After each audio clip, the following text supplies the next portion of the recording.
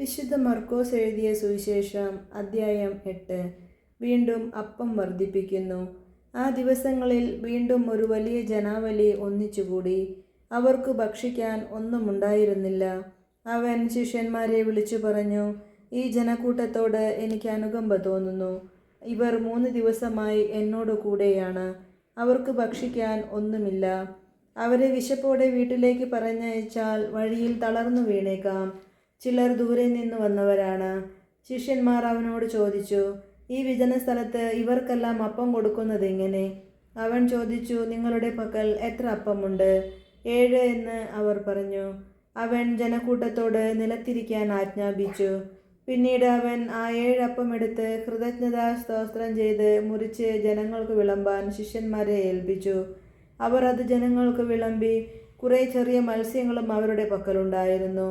അവൻ അവയും ആശീർവദിച്ചു വിളമ്പാൻ ശിഷ്യന്മാരെ ഏൽപ്പിച്ചു. ജനം ഭക്ഷിച്ചു തൃപ്തരായി. ശേഷിച്ച കഷ്ണങ്ങൾ 7 കുട്ട നിറയെ അവർ ശേഖരിച്ചു. ഭക്ഷിച്ചവർ ഏകദേശം 4000 പേരുണ്ടായിരുന്നു. അവൻ അവരെ പറഞ്ഞയച്ചതിനു ശേഷം ശിഷ്യന്മാരോടൊപ്പം ഒരു വഞ്ചിയിൽ കയറി ദൽമാനൂത്ത പ്രദേശത്തേക്ക് പോയി. ഫരിസേയർ അടയാളം ആവശ്യപ്പെടുന്നു. ഫരിസേയർ വന്ന് അവനുമായി തർക്കിക്കാൻ തുടങ്ങി. അവർ അവനെ പരീക്ഷിച്ചുകൊണ്ട് സ്വർഗത്തിൽ നിന്നൊരടയാളം ആവശ്യപ്പെട്ടു.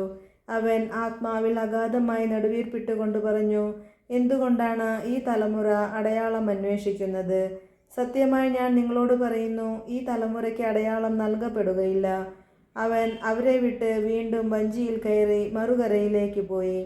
ഫരിസേയരുടെ പുളിമാവ്. ശിഷ്യന്മാർ അപ്പം എടുക്കാൻ മറന്നുപോയിരുന്നു. വഞ്ചിയിൽ അവരുടെ പക്കൽ ഒരപ്പം മാത്രമേ ഉണ്ടായിരുന്നുള്ളൂ. അവൻ മുന്നറിയിപ്പ് നൽകി, നിങ്ങൾ ജാഗരൂകരായിരിക്കുവിൻ. ഫരിസേയരുടെയും ഹെറോദേസിൻ്റെയും പുളിപ്പിനെക്കുറിച്ച് കരുതലോടെ ഇരിക്കുവിൻ. അവൻ ഇങ്ങനെ പറഞ്ഞത് തങ്ങളുടെ പക്കൽ അപ്പം ഇല്ലാത്തതുകൊണ്ടാണെന്ന് അവർ പരസ്പരം പറഞ്ഞു.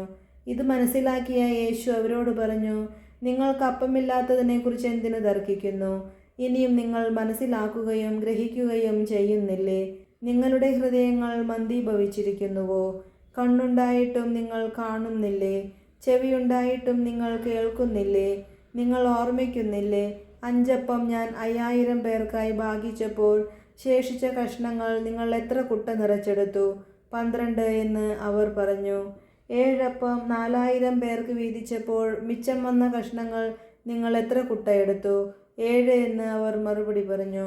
അവൻ ചോദിച്ചു, എന്നിട്ടും നിങ്ങൾ ഗ്രഹിക്കുന്നില്ലേ? അന്ധനു കാഴ്ച. പിന്നീട് അവൻ ബെത്സയിദയിലെത്തി. കുറേ പേർ ഒരു അന്ധനെ അവൻ്റെ അടുത്ത് കൊണ്ടുവന്നു. അവനെ സ്പർശിക്കണമെന്ന് യേശുവിനോട് അപേക്ഷിച്ചു. അവൻ അന്ധനെ കൈക്ക് പിടിച്ച് ഗ്രാമത്തിന് വെളിയിലേക്ക് കൊണ്ടുപോയി.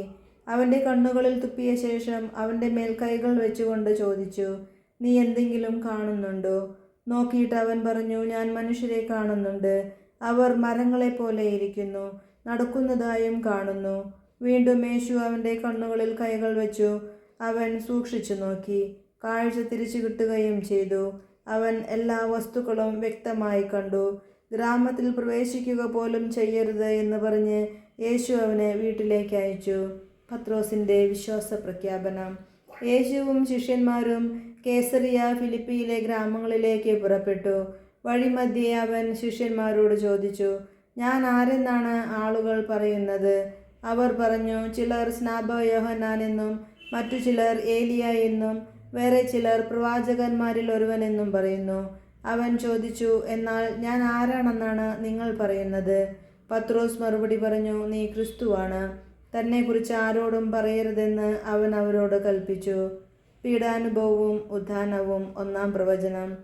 മനുഷ്യപുത്രൻ വളരെയേറെ സഹിക്കുകയും ജനപ്രമാണികൾ, പ്രധാന പുരോഹിതന്മാർ, നിയമജ്ഞർ എന്നിവരാൽ തിരസ്കരിക്കപ്പെടുകയും വധിക്കപ്പെടുകയും 3 ദിവസങ്ങൾക്കു ശേഷം ഉയിർത്തെഴുന്നേൽക്കുകയും ചെയ്യേണ്ടിയിരിക്കുന്നുവെന്ന് അവൻ അവരെ പഠിപ്പിക്കാൻ തുടങ്ങി. അവൻ ഇക്കാര്യം തുറന്നു പറഞ്ഞു. അപ്പോൾ പത്രോസ് അവനെ മാറ്റി നിർത്തിക്കൊണ്ട് തടസ്സം പറയാൻ തുടങ്ങി. യേശു പിന്തിരിഞ്ഞു നോക്കിയപ്പോൾ ശിഷ്യന്മാർ നിൽക്കുന്നത് കണ്ട് പത്രോസിനെ ശാസിച്ചുകൊണ്ട് പറഞ്ഞു, സാത്താനെ, നീ എൻ്റെ മുമ്പിൽ നിന്ന് പോകൂ. നിന്റെ ചിന്ത ദൈവികമല്ല, മാനുഷികമാണ്.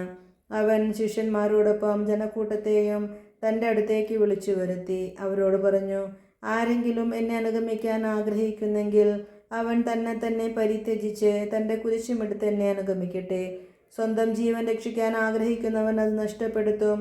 ആരെങ്കിലും എനിക്ക് വേണ്ടിയോ സുവിശേഷത്തിനു വേണ്ടിയോ സ്വന്തം ജീവൻ നഷ്ടപ്പെടുത്തിയാൽ അവൻ അതിനെ രക്ഷിക്കും. ഒരുവൻ ലോകം മുഴുവൻ നേടിയാലും തൻ്റെ ആത്മാവിനെ നഷ്ടപ്പെടുത്തിയാൽ അതുകൊണ്ട് അവൻ എന്ത് പ്രയോജനം? മനുഷ്യൻ സ്വന്തം ആത്മാവിന് പകരമായി എന്തു കൊടുക്കും? പാപം നിറഞ്ഞതും അവിശ്വസ്തവുമായ ഈ തലമുറയിൽ എന്നെക്കുറിച്ചോ എൻ്റെ വചനങ്ങളെക്കുറിച്ചോ ലജ്ജിക്കുന്നവനെപ്പറ്റി മനുഷ്യപുത്രനും തൻ്റെ പിതാവിൻ്റെ മഹത്വത്തിൽ പരിശുദ്ധ ദൂതന്മാരോടുകൂടെ വരുമ്പോൾ ലജ്ജിക്കും. അവൻ അവരോട് പറഞ്ഞു, ദൈവരാജ്യം ശക്തിയോടെ സമാഗതമാകുന്നത് കാണുന്നതുവരെ മരിക്കുകയില്ലാത്ത ചിലർ ഇവിടെ നിൽക്കുന്നവരിലുണ്ടെന്ന് സത്യമായി ഞാൻ നിങ്ങളോട് പറയുന്നു. നമ്മുടെ കർത്താവായ മിശിഹായ്ക്ക് സ്തുതി.